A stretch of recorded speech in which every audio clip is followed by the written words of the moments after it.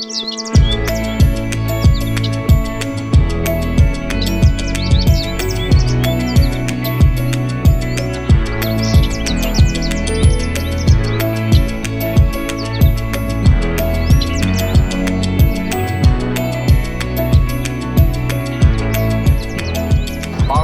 here exploring, wait, Continental Divide? Did I get lost? Am I in Colorado or something? No, I'm actually in Oak Park, in Taylor Park, where I want to explore and show you this place. I bet you didn't think that the Continental Divide ran through Oak Park, but it does. Although unfortunately, since we changed the direction of the Chicago River, the Continental Divide really doesn't matter because all the water goes to the same place. But anyways, I'm here exploring like I told you I would, and today I'm in Taylor Park in Northeast Oak Park, and I want to show you what this park has to offer you today. So come explore with me.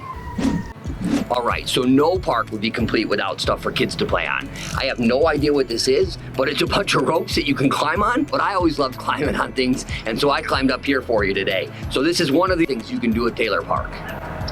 Kids love sliding, and I'm gonna do it right here. So you can slide at Taylor Park too.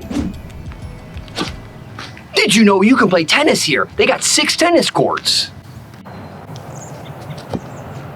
Goal! And you can play soccer here. Go Brazil! And you can go sledding here at Taylor Park. Another thing to do in Taylor Park is exercise. They got this walking trail here. 2 times around is a mile. Lots of people come here in the morning, evening to get some exercise in, walking your dogs. I used to walk my dogs here all the time. And another thing that I really love doing is just relaxing here, taking a load off. Sometimes you just need to relax. There's benches all around here.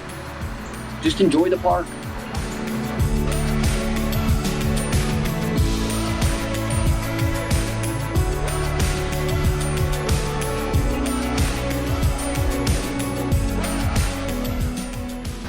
All right, so when I started this journey, in addition to talking to you and letting you know about what you can currently do at Taylor Park, I was really interested to learn about the history. I have really fond memories growing up here, playing capture the flag on a Saturday night with a bunch of kids in the dark. I actually had a birthday party here, like a scavenger hunt birthday party. So for me, I wanted to learn about the history of it. So I started at the Oak Park Historical Society, and then I went to the Oak Park Library to learn and try to find out information.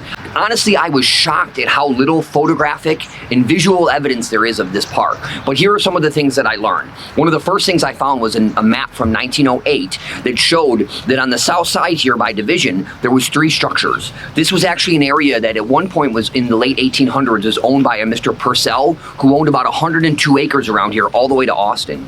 And it was farmed, and this land was part of it. So the park district was actually created on April 2nd, 1912, and the voters of Oak Park voted unanimously to create a park district. And they noted 4 parks that were going to be part of the original park district, and this plot of land was one of them. But it was actually called North Park, and I found evidence that in 1912 or possibly 1913, it was purchased about a little under 12 acres for $24,316.24, I think, right around that much, which is a pretty cool little fact.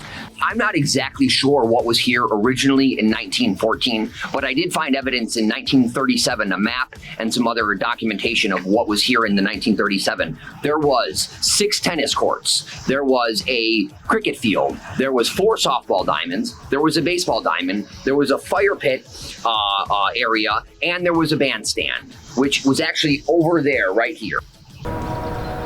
So one of the really cool things that I learned about Taylor Park when I was doing some research that I didn't know about, and I love live music, so for me this was really awesome, was I know there was a bandstand, and I think it was right about here.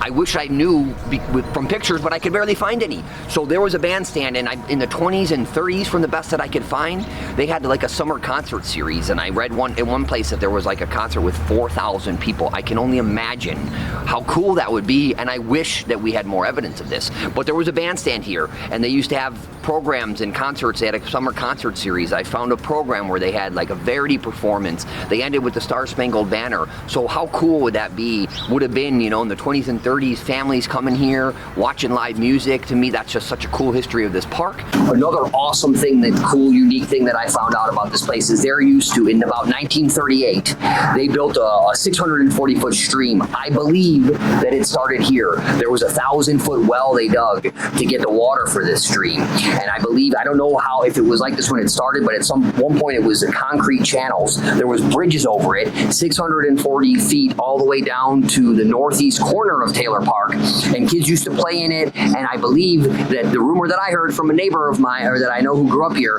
was that it was drained in the late 40s because of a polio scare. And I believe it was even drained, but it was left there empty until the early 90s. I don't remember it as a kid, but all my friends remember riding over the little bridges and stuff like that. So that's a really cool, unique feature. They used to have a 640-foot stream through Taylor Park, and I want to know where the 1,000-foot well is.